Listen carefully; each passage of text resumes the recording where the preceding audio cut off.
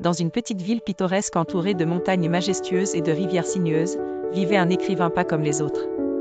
Arthur, un homme des plus ordinaires en apparence, avait un pouvoir extraordinaire. Chaque mot qu'il écrivait prenait littéralement vie. Arthur n'était pas au courant de son don incroyable jusqu'au jour où, lors d'une panne d'inspiration, il griffonna négligemment le mot « croissant » sur un papier brouillon. À sa grande surprise, un croissant chaud et fumant apparut devant lui, le parfum du beurre envahissant la pièce. Déconcerté mais curieux, Arthur se mit à expérimenter avec prudence. Il découvrit qu'il pouvait évoquer pratiquement tout ce qu'il souhaitait, à condition de l'écrire. Cependant, comme dans tout bon conte de fées, il y avait un hic.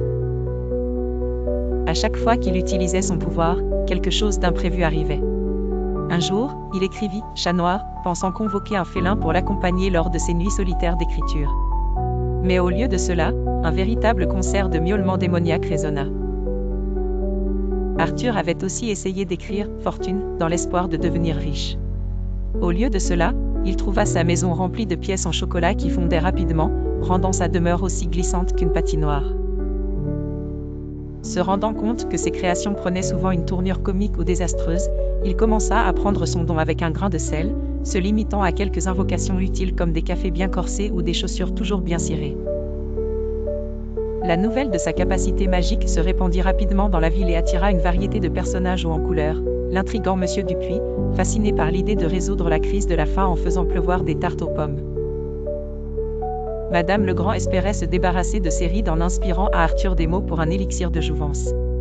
Mais Arthur, conscient des conséquences attachées à son pouvoir, déclina poliment toutes ses demandes farfelues. Au fil du temps, Arthur comprit que la vraie magie résidait non pas dans la matérialisation de ses mots, mais dans l'art de raconter des histoires qui faisaient rêver et réfléchir. Il devint un conteur renommé, ses récits capturant les émotions comme jamais. Ainsi, bien qu'il eût le pouvoir de rendre ses mots réels, Arthur choisit de rester fidèle à la magie des récits, semant autour de lui des mondes imaginaires plus riches les uns que les autres. Son public était conquis, non par ses tours magiques, mais par sa capacité à transformer quelques phrases en des voyages fantastiques et mémorables.